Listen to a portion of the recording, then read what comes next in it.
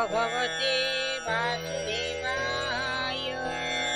प्रथम स्कंद पंचदशाध्यायः। पंचदशरे युधिष्ठिर आगम देखिन कळिर।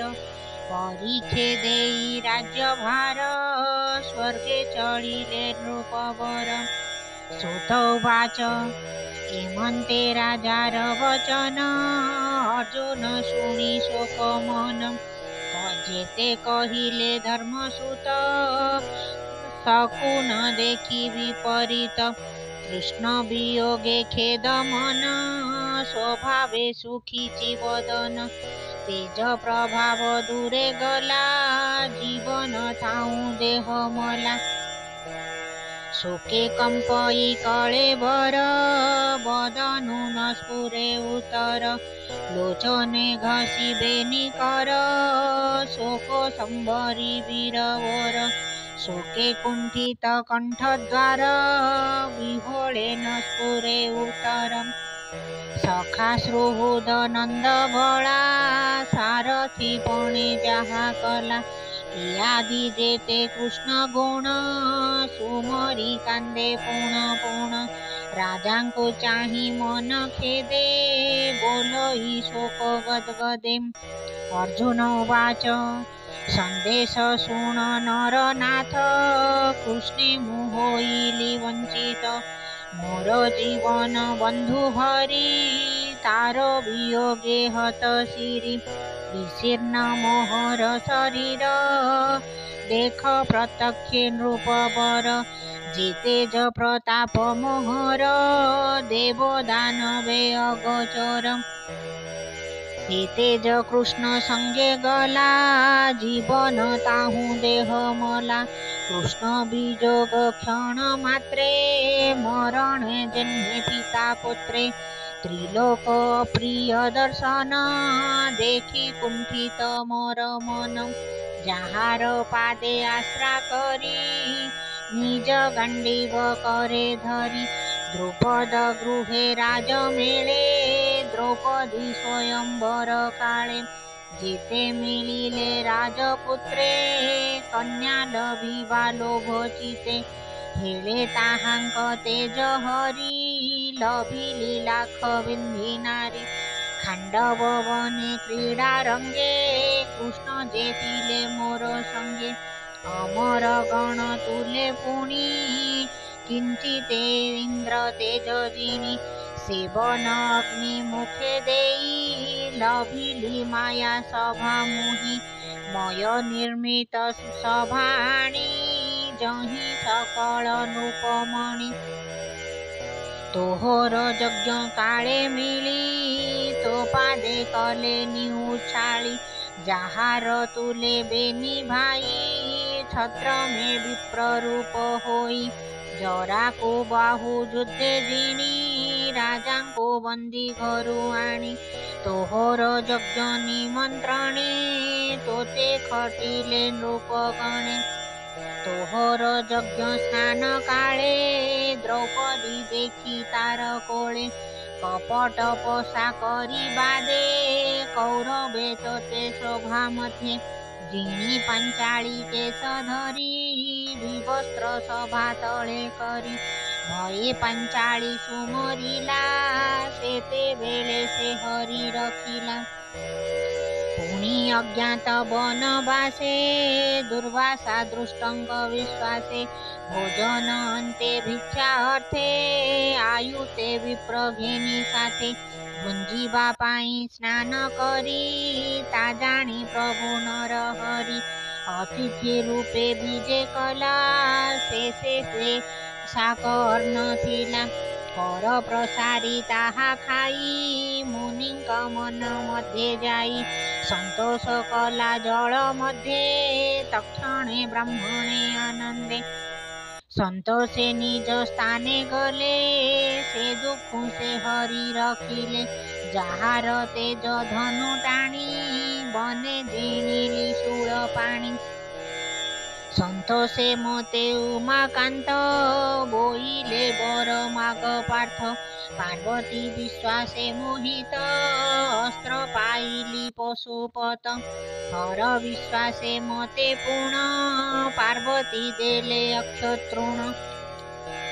ସେବେନି ଅସ୍ତ୍ର ପାଇବନେ ମିଳିଲି ଇନ୍ଦ୍ରର ଭୁବନେ। ନର ଶରୀରେ ସୁର ଦେଶେ ମିଳିଲି ଯେ ହରି ବିଶ୍ୱାସେ। ବିଷ୍ଣୁର ତେଜ ଦେଖି ମୋତେ ସର୍ବଦେବତା ତୋଷତିତେ।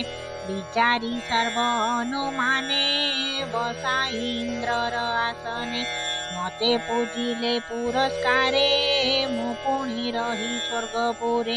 ସର୍ବଦେବତାଙ୍କ ବିଶ୍ୱାସ ଅସୁର ବଳ କଲି ନାଶ। ଇନ୍ଦ୍ର ସହିତେ ସର୍ବଦେବେ ମୋତେ ପୂଜିଲେ ଗୌରବେ। ତାତେ ଯୋ ମୋ ପୁରୁଷକାର ସେ ହରି ମୋତେ କଲା ଦୂର। ଯେଉଁ ଗୋବିନ୍ଦ ବନ୍ଧୁପଣେ କୁରୁ ସାଗର ଘୋର ରଣେ। ତରିଲୁ ଦୁସ୍ତର ସାଗର ଦେବ ମାନବେ ଅଗୋଚର। ସଂଗ୍ରାମେ ରିପୁ ବଳ ଜିଣି ଅନେକ ଧନ ରତ୍ନ ଆଣି।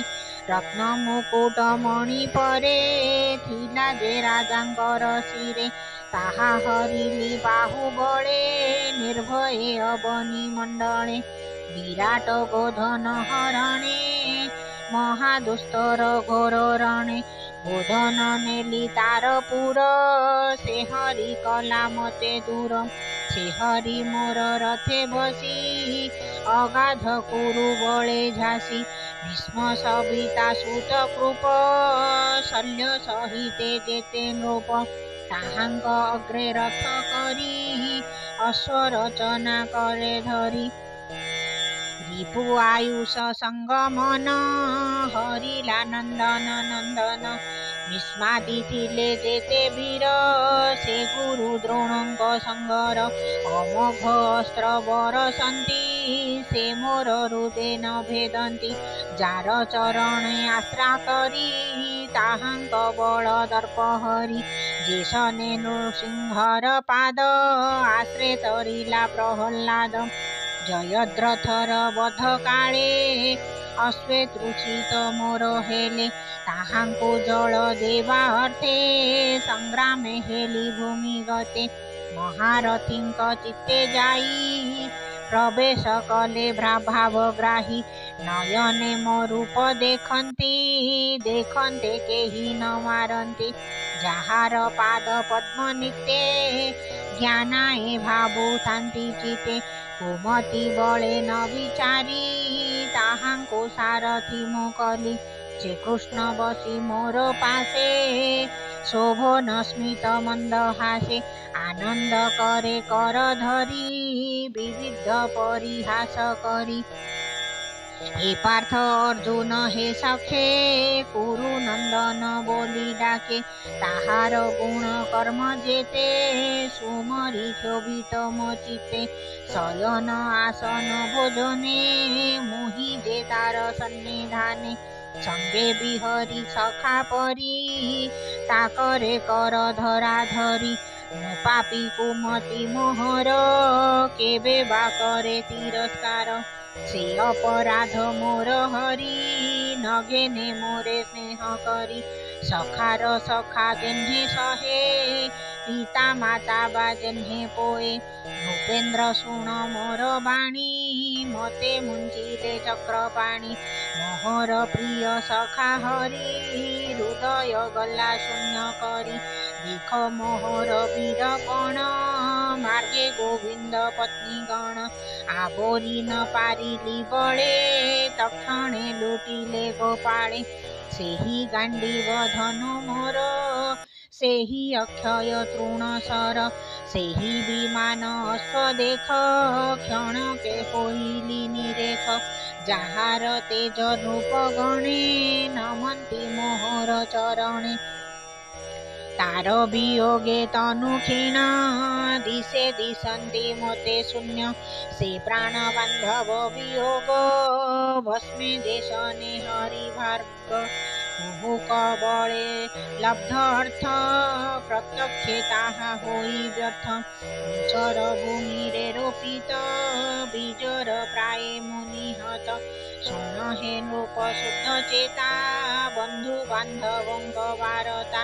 ଅପରେ ଯେତେ ଯଦୁକୂଳେ ନିଶ୍ଚିନ୍ତେ ଥିଲେ କୁଶସ୍ଥଳେ। ବ୍ରାହ୍ମଣ ଶାପ ଅବସାନେ ମିଳିଲେ କାରବନେ। ବାରୁଣୀ ମଦ୍ୟ କଲେ ପାନ ଭଳେ ହୋଇଲେ ହତ ଜ୍ଞାନ। ଏରକା ମୁଷ୍ଟି करे ଧରି ଏକ ଆରକେ ମରାମରି। ଆତ୍ମାକୁ ନ ଜାଣନ୍ତି ଭଳେ ନାସିଲେ ବ୍ରହ୍ମ ଶାପ ଫଳେ। ଏଣୁ ଯାଦବ ବଂଶ ନାଶ ରହିଲେ ଚାରି ପାଞ୍ଚ ଶେଷ।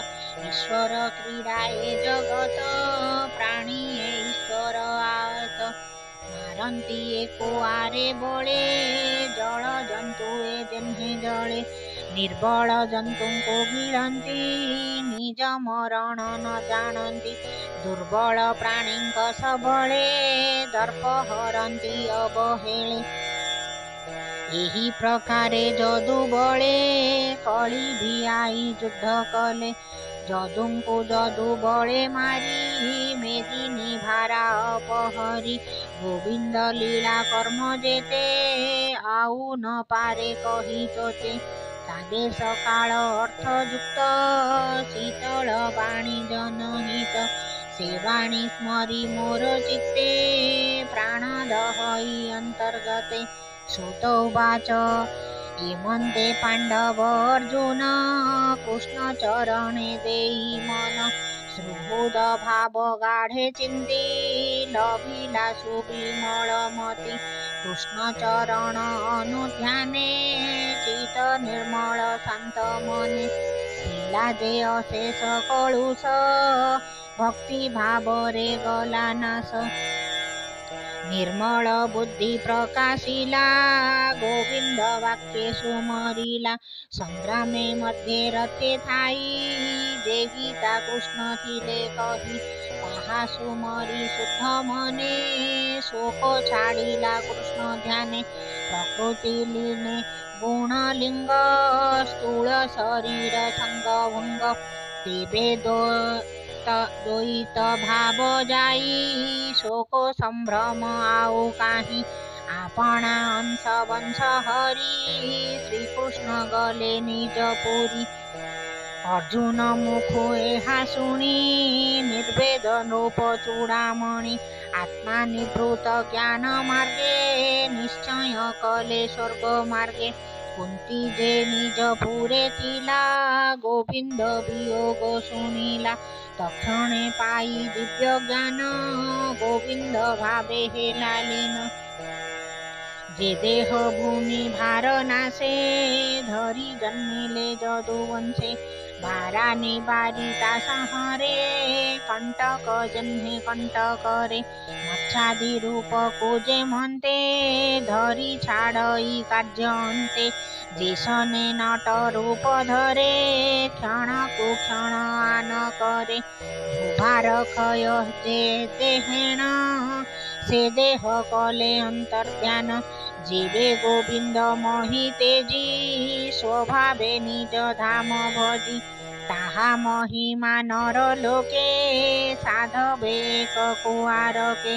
କହି ତରିଲେ ଭବବନୁ କଳି ଆଗମ ସେହି ଦିନୁ। ସକଳ ଦୋଷ ହେତୁ ଯହିଁ ବେଦ ପୁରାଣ ଶାସ୍ତ୍ରେ କହି। ମିଳିଲା ନର ଲୋକେ ଆସି ତକ୍ଷଣେ ଗ୍ରାମେ ଗ୍ରାମେ ପଶି। ସକଳ ପୁରେ ପ୍ରାଣୀ ଚିତେ ଲୋଭ କପଟ ଦମ୍ଭ ମତେ। ପ୍ରାଣୀ ହଂସନେ ଧର୍ମ ନାଶେ ପ୍ରାଣୀ ଏ କଳିର ପ୍ରବେଶେ। ନିଷ୍ଠୁର ଚିତ ସର୍ବଜନ ତା ଦେଖି ଧର୍ମର ନନ୍ଦନ। ସ୍ୱର୍ଗ ଗମନ ମନେ ଗୁଣି ତକ୍ଷଣେ ପରୀକ୍ଷିତ ଆଣି। ଉତ୍ତମ ରାଜ ଚିହ୍ନ ଦେଖି ସକଳ ଗୁଣ ଉପଲକ୍ଷି। ଆତ୍ମାର ପ୍ରାୟ ତାକୁ ମଣି ଅନେକ ତୀର୍ଥ ଜଳ ଆଣି। ହସ୍ତିନାପୁରେ ନର ଲୋକେ स्थापिले नृप अभिषेके जादव वंशे शेष थिला वज्रजे अनिरुद्ध बळा मथुरापुरे धर्म चाटे स्थापिले स्वर सेन पाटे सकल भोग दूर करी शरीर बंध परिहरी आत्मा रे आत्मा अग्नि जाळी सर्व विषय घृत ढाळी ज्ञान गोचरे शुणी पुण तक्षणे धर्मर नंदन सर्व संपद करी दूर निर्मल राग अहंकार अशेष कर्म पाश छेदी जोगे शरीर रंध्र रुंदी वचन मने लीन करी वायु धारणे मन धरी वायु धारण प्राण देही आपने ताहाको मिसाई अपान उत्सर्ग सहित जे मार्गे होए अंतर्गत से मृत्युदेव को पंचते पंच को पंचरे एकत्वे गुणी पंचकोटिनी गुणे त्रिगुण समस्त कारणे ताहाको जीवे देई स्थान जेणे जीवर परित्राण सकल गुण परिहरी आत्मा रे आत्मा होम करी ब्रह्म निर्वाणे थोई चित्त उत्तर पथे उपगत चिरवसन निराहार मौन मुक्त केश शिर जड़ उन्मत भूत प्राये लोक देखई निज काये लोकंक बदन न चाही अंध बधिर प्राय होई हृदे निवेशी बेनी पाणी उत्तर दिगे नृपमणि पूर्वे अशेष मुनि सन्थे मोक्ष होइले जेउ पथे परम ब्रह्म चिंती चित्ते प्रस्थान कले स्वर्ग पथे पछे चलती चारि भाई राजार अनुरूप होई प्रजा को करी आलिंगन हर से हरि तांक मन से साधु कृत्य सत्व गुणी आत्मा रहित चित्ते जानी मन निवेशी कृष्ण पादे विष्णु भक्ति जोग साधे निर्मल चित ताहांकर गोविंदे ध्यान निरंतर कृष्णर पादे चित्त देले परम गति से लभिले असत्य इंद्रिय विषय से नित्य जाहार चित्त रहे सीजेबे हरि पाद चिंती सर्व कलुष नाश जानती से पादे लभई से स्थान ताहा पाइले पांडुनान विदुर थिले बनवासे प्रभासे तीर्थे मोक्ष आसे गोविंद चरण कमले प्राण छाड़िले जोग बले पितृगणक संगे मिशी नक्षत्र मध्ये जेह्ने शशि निज भुवने बीजे कले ब्राह्मण शापो निस्तरिले तक्षणे द्रुपद कुमारी भर्तांक पथ अनुसरी कृष्ण निवेशी पंच प्राण तक्षण छाड़िले जीवन एहा हो शुण विप्रजने कृष्ण महिमा शुद्ध मने गोविंद चरण कमले पांडु कुमरे भाव भोले संसार माया दूर कले जगत मध्यु निस्तरिले परम मंगल ए वाणी जे प्राणी शुद्ध चित्ते शुणी भक्ति लभे कृष्ण पादे संसार उतरे अप्रमादे कृष्ण महिमा सुधारस कहिला जगन्नाथ दास इति श्रीमद्भागवते महापुराणे परमहंसायां संहितायां प्रथमस्कन्धे पाण्डव स्वर्गारोहणं नाम 15 अध्यायः।